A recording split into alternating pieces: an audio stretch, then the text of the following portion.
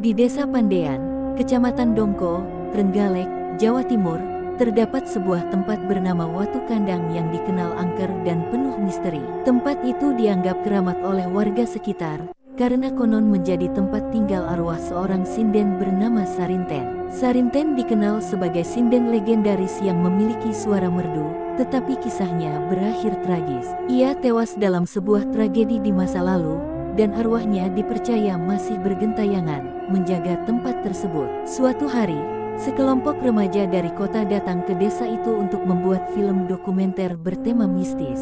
Mereka mendengar cerita tentang Sarinten dan memutuskan Watu Kandang sebagai lokasi syuting.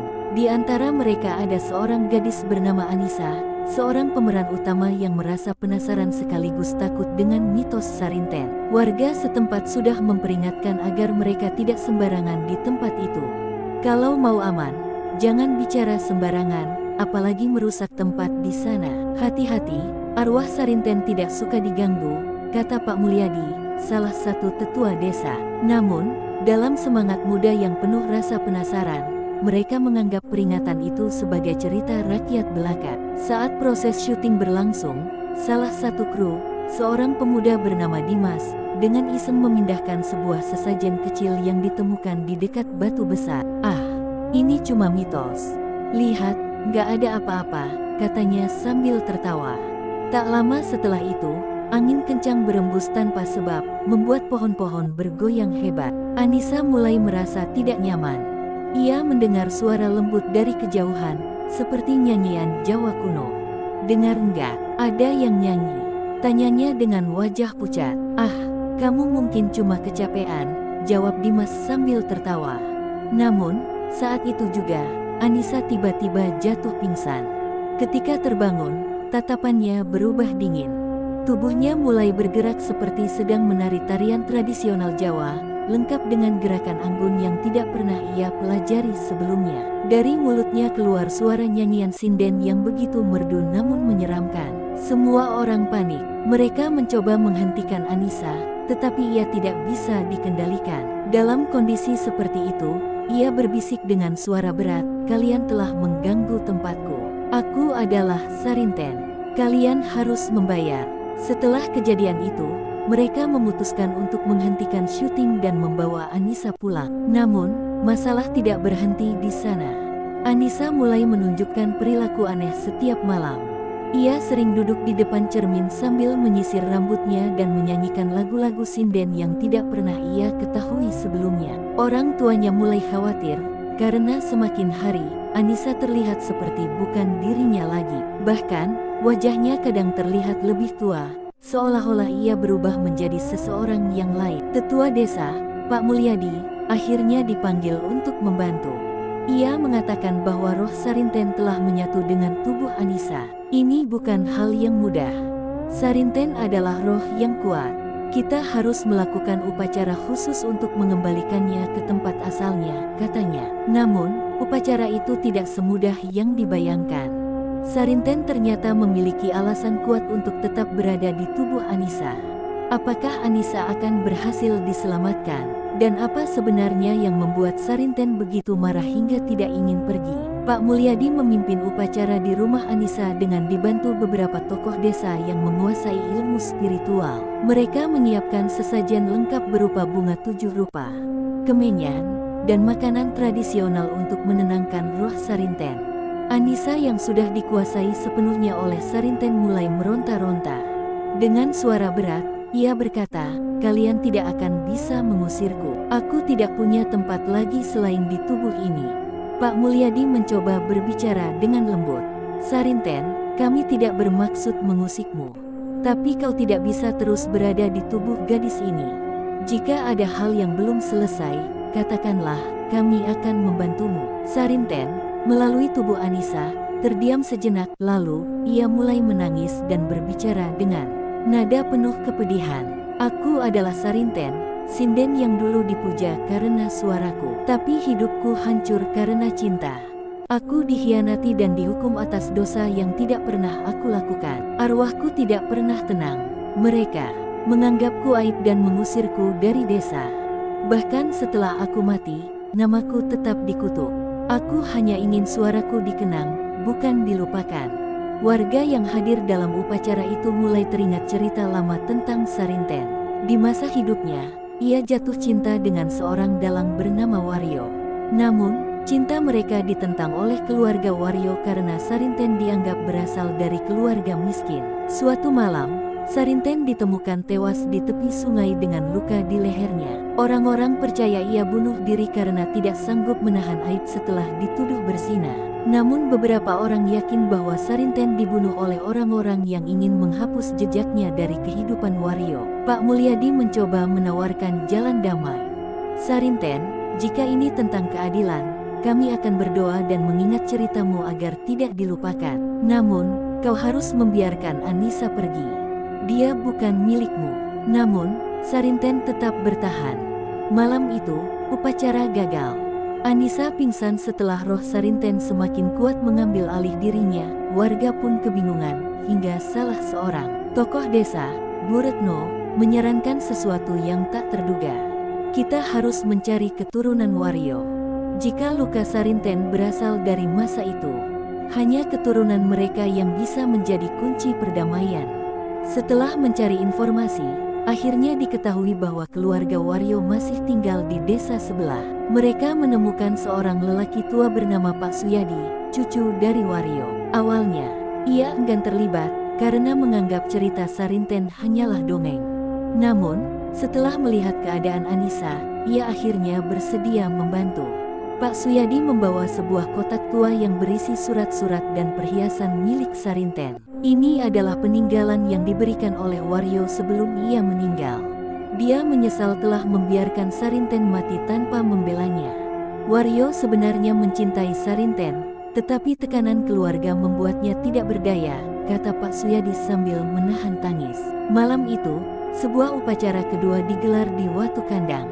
Kotak peninggalan itu dijadikan bagian dari sesajen, sebagai simbol permohonan maaf dari keturunan Wario kepada arwah Sarinten. Anissa yang masih dikuasai oleh Sarinten tiba-tiba berteriak keras saat melihat kotak itu. Ini, milikku. Mengapa kau menyimpannya selama ini?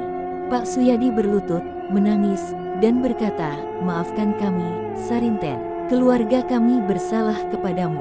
Kami berjanji akan mengenangmu dengan baik, bukan dengan kutukan. Biarkan arwahmu tenang. Suasana hening sejenak. Lalu, tubuh Anissa terjatuh, dan suara lembut Sarinten terdengar untuk terakhir kalinya. Akhirnya, aku bisa pulang. Anissa terbangun keesokan harinya tanpa ingat dendamnya apapun tentang kejadian itu. Namun, Watu Kandang kini dirasakan lebih tenang oleh warga desa. Mereka percaya bahwa Sarinten akhirnya menemukan kedamaian setelah bertahun-tahun terperangkap oleh dendamnya. Namun, benarkah semuanya telah selesai?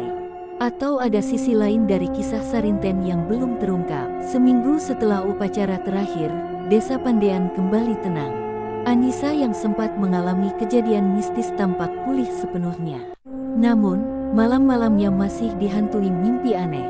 Ia sering melihat seorang perempuan berpakaian sinden, berdiri di tepi sungai dengan wajah sedih. Dalam mimpi itu, perempuan itu hanya berkata satu kalimat, kebenaran belum sepenuhnya terungkap. Anissa mencoba mengabaikan mimpi tersebut, tetapi semakin lama, mimpi itu menjadi lebih jelas.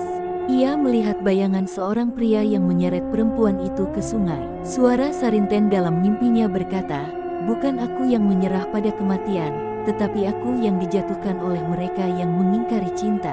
Anissa akhirnya menceritakan mimpi tersebut kepada Pak Mulyadi dan Bu Retno. Mereka saling berpandangan dengan raut wajah penuh kecemasan.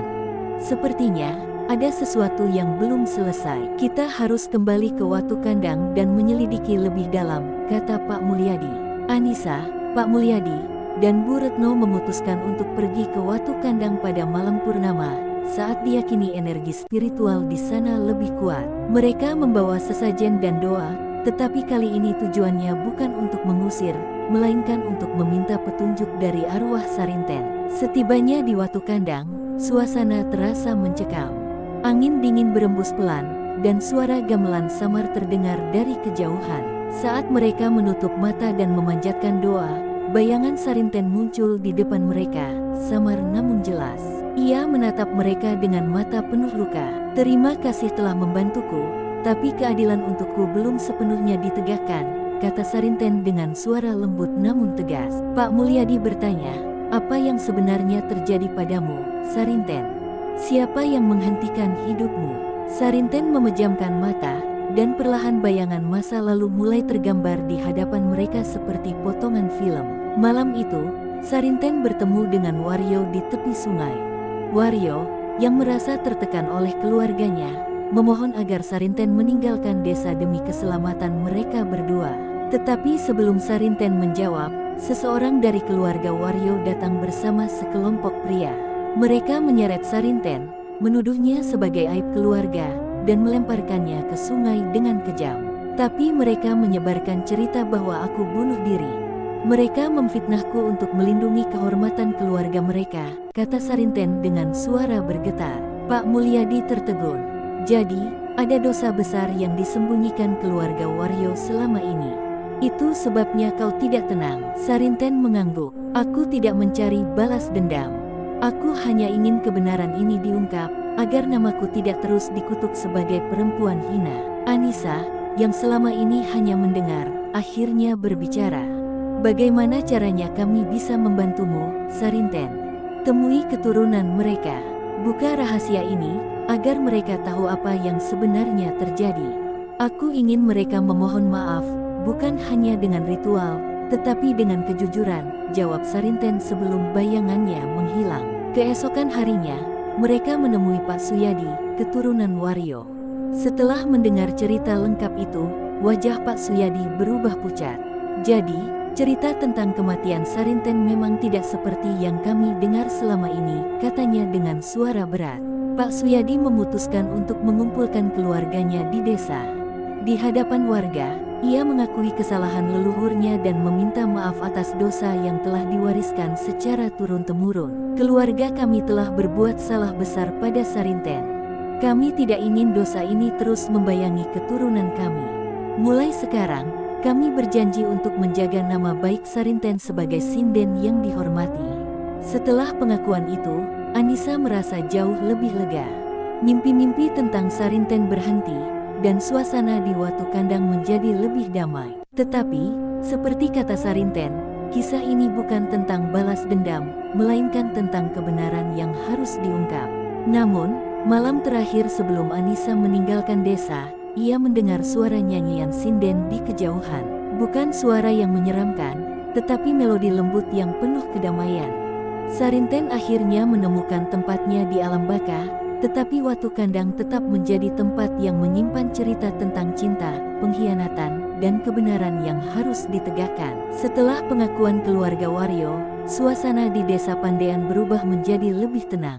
Warga mulai memandang Sarinten sebagai bagian dari sejarah desa yang patut dihormati, bukan sekadar mitos atau arwah gentayangan. Mereka mendirikan sebuah tugu kecil di Watu Kandang untuk mengenang Sarinten sebagai sinden yang berbakat. Namun, ketenangan itu tidak berlangsung lama. Beberapa hari setelahnya, Anissa kembali mengalami mimpi aneh. Kali ini, ia melihat sosok Sarinten berdiri di sebuah panggung dengan latar gamelan yang dimainkan oleh bayangan-bayangan gelap. Sarinten menyanyi, tetapi wajahnya tampak sedih. Di akhir nyanyiannya, ia menatap Anissa dan berbisik, "Jangan percaya semuanya selesai. Ada bayang-bayang lain di balik ini." Anissa terbangun dengan keringat dingin. Ia merasa ada sesuatu yang belum terungkap sepenuhnya. Bersama Pak Mulyadi dan Bu Retno, mereka kembali menggali sejarah Sarinten. Dari salah satu warga yang lebih tua, mereka mendapatkan petunjuk baru. Sarinten bukan hanya korban keluarga Waryo, tetapi juga korban ambisi seseorang yang sangat dekat dengannya. "Kakekku dulu pernah bercerita," kata Bu Tarmi, seorang nenek tua di desa itu. "Sarinten memiliki seorang sahabat bernama Sumiati, yang juga seorang sinden. Mereka bersahabat baik, tetapi Sumiati merasa iri karena Sarinten lebih berbakat dan lebih disukai banyak orang, termasuk Waryo." Pak Mulyadi menghela napas panjang. "Jadi, mungkin bukan hanya keluarga Waryo yang terlibat, tetapi juga seseorang yang iri dan tega mengkhianatinya. Mereka mendatangi keturunan Sumiati yang masih tinggal di desa itu. Keturunan tersebut, seorang wanita bernama Ningsih, mengaku mengetahui rahasia kelam yang disimpan keluarganya selama bertahun-tahun. Kakek buyutku pernah bercerita bahwa Sumyati bekerja sama dengan keluarga Waryo untuk menjatuhkan Sarinten.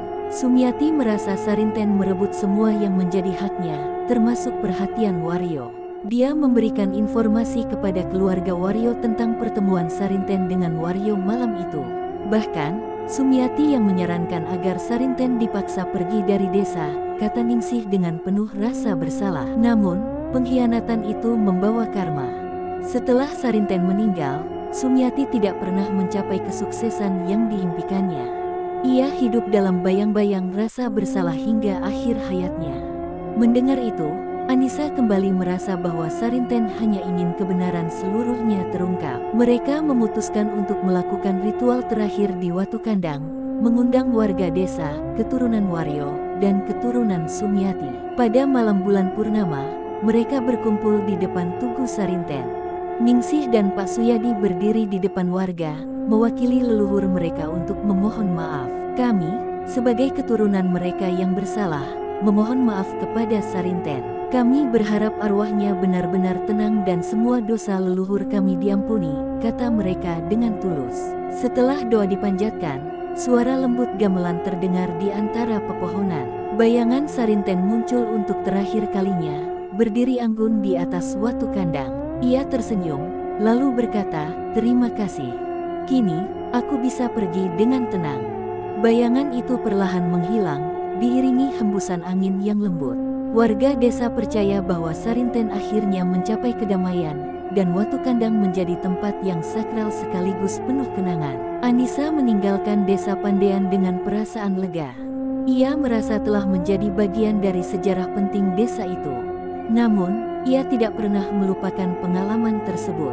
Di kota, ia mendalami seni tari dan sinden, berharap bisa meneruskan semangat Sarinten dengan cara yang berbeda. Watu Kandang kini menjadi tempat yang dihormati, bukan karena angkernya, tetapi karena menjadi saksi bisu perjuangan seorang perempuan yang suaranya tetap abadi meski raganya telah tiada.